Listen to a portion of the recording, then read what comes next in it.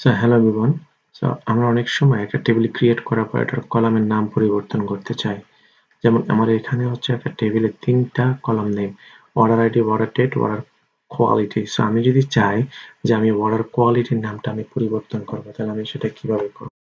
So এগুলোর ক্ষেত্রে আমরা সবসময় একটা জিনিসকে মনে রাখবো, সেটা হচ্ছে অল্টার টেবিল, হ্যাঁ?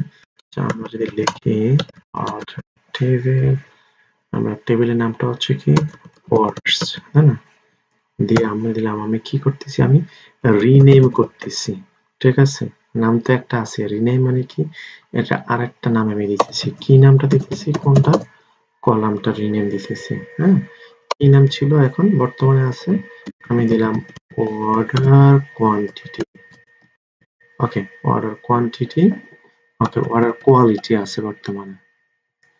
হ্যাঁ, আমি এটাকে চাচ্ছি হচ্ছে যে অর্ডার কোয়ান্টিটিতে নিয়ে যেতে। ওকে, so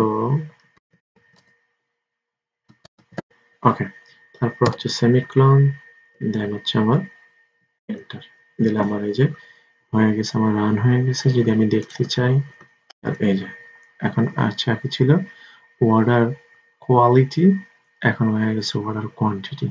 thank you so much.